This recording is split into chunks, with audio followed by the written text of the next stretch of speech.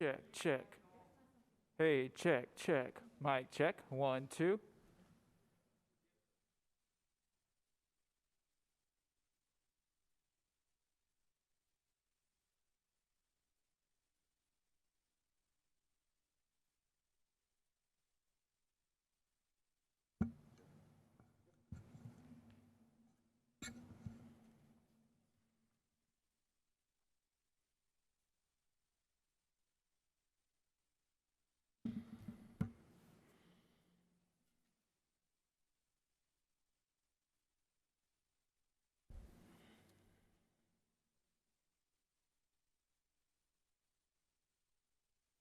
Good afternoon. Moments ago, Dr. Jay Barth, Little Rock's first Chief Education Officer, and I co-led our second annual Education Roundtable.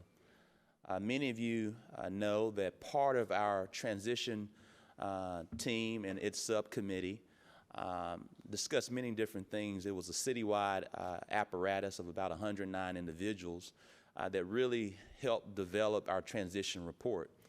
And one of the aspects of our transition report was our policy agenda.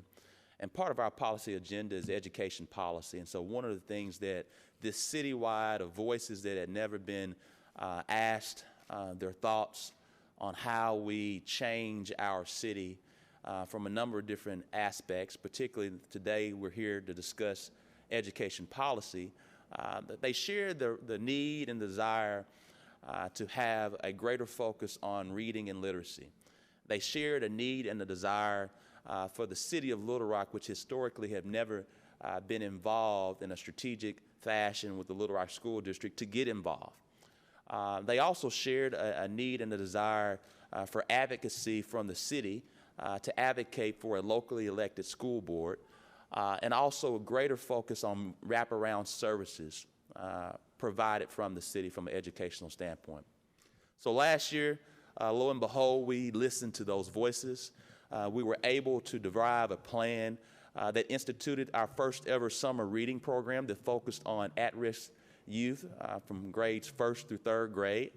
That summer reading program was a very successful program, and then due to COVID-19, we were able to expand it throughout grades 1 through 6 through the Lexia reading program that was funded by the city of Little Rock as well.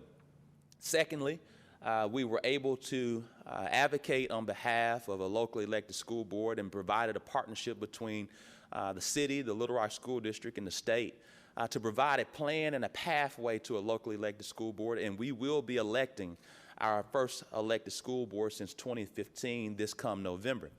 And part of that plan was for the city to step up and create a strategic partnership and put our money where our mouth was, and how we develop a community school model where we focus on wraparound services for our most at-risk youth at our most at-risk schools within the Little Rock School District. All of that came from the catalyst of our Education Roundtable, our transition team, transition subcommittee, and our Education Roundtable. Today we convened to reflect on what has happened these past 21 months, how we will chart forward for the present and the future, but also a greater focus on other aspects as it relates to birth through higher education and career readiness. And so one of the two different announcements will happen here today. First, we understand there's a continued need for voices and advocacy with higher education. Any great city has a great connection to its higher education. And we are blessed to be the state's capital city and have a state capital city university in UA Little Rock and other great universities in Arkansas Baptist College, Philander Smith College, and UA Pulaski Technical College. And so from that standpoint, we know there are more resources that we have to provide to connect, to create, and to curate better rationale for our youth, to ensure that our youth have opportunities here, right here in the state's capital city, for a future. And so we are creating the Mayor's Council on Higher Education Learning. This Mayor's Council will be chaired by Dr. Jay Barth. They will meet biannually throughout the year to focus on a couple different things, and Dr. Jay Barth will give more details.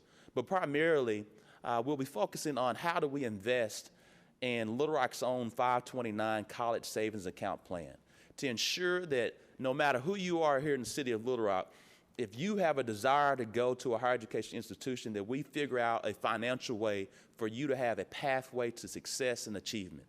Secondly, we will be working through this Mayor's Council on Higher Education. Is a true scholarship program for existing students in our higher educations, whether it's 2-year or 4-year, that have shown themselves to have academic greatness, as well as the ability to show leadership through leadership and student involvement within their respective universities. That is one of our many things that came out of today's meeting. But then secondly, if you've been paying attention from a policy perspective in education across the nation, several mid-sized, large, and leading cities are focusing on how do we continue to invest and instill confidence in our children and our youth. And so we will be creating Little Rock's first lifelong learning cabinet. And so this cabinet will be connecting through the Harvard Redesign Lab. They'll be focusing on youth investment and the Children's Funding Project. Dr. Barth will give more information about this lifelong learning cabinet and what we will be doing to create more technical assistance for individuals, our children and youth programs. There will also be work on our Children and Youth Commission. We want to bring more voices to the table to address any issues and opportunities that we have. I want to take this time to say thank you to the members of the Education Roundtable. As I shared earlier a few months ago, they have been the voices for the voiceless. And those voices have spoken loud and clear. Just 20 months ago, it came with an idea of what we wanted to do. And from that, we've had several different policies that not only have we discussed, but we've brought to action, from our community schools model, where we recently announced 4 community schools, being Watson, Washington, Stevens, and Chico, that will focus on wraparound services for our most at-risk youth. Our reading program that increased from a summer reading program to a year-long program focused on Lexia learning and funded by the city of Little Rock. And then finally, what we're doing now to invest in early childhood education to ensure that not only it's high quality, but it's also affordability. That being said, I want to say thank you to those who are here today, and now yield the floor to Dr. J. Barr.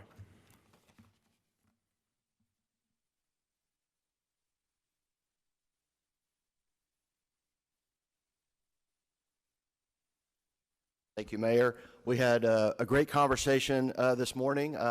We had about 65 educational stakeholders who were on the virtual call.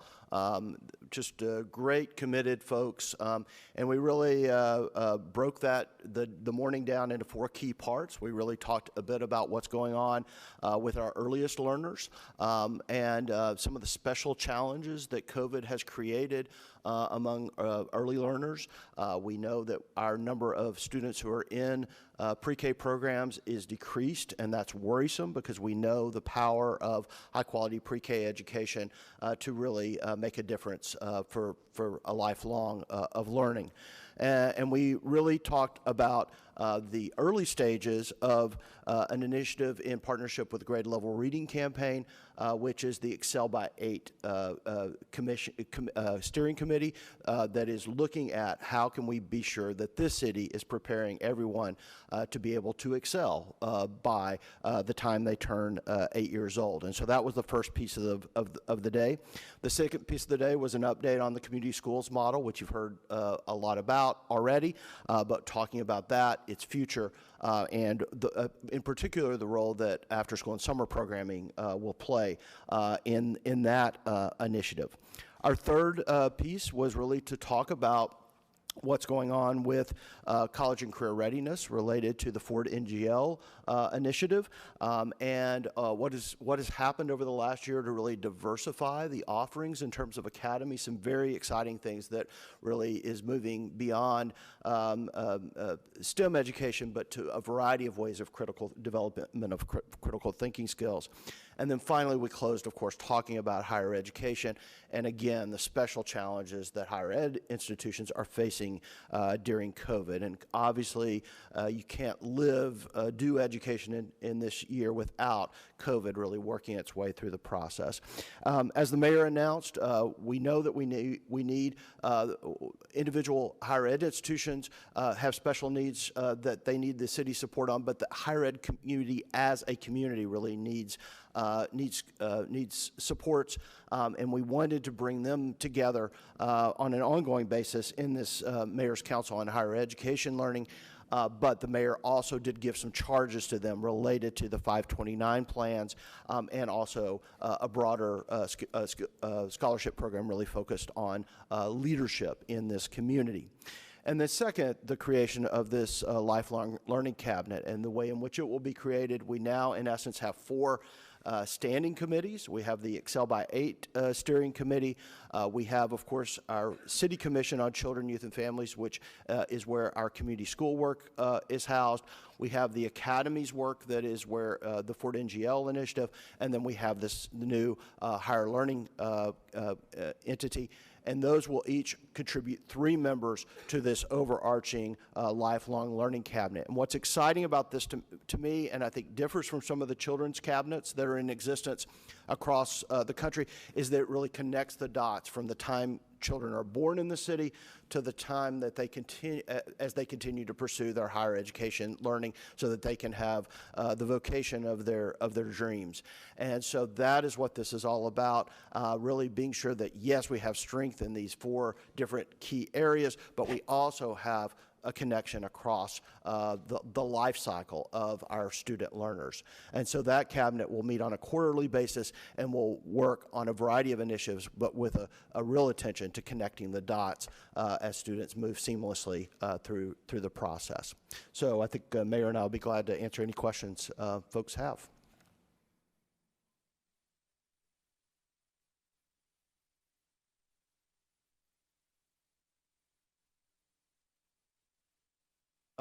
In essence, it'll be the leaders of the key higher ed institutions and other training institutions, adult training institutions in the city are their designees, but those leaders. We also want to be sure there's student voice on that committee, and we're working on that piece. We did have student voice today in the meeting to talk about the perspective as a student in terms of going to school during this very rambunctious time in higher education.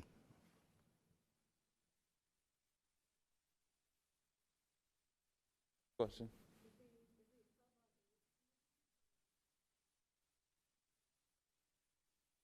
It's an existing group.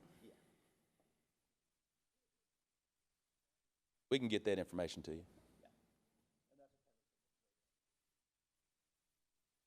Next question.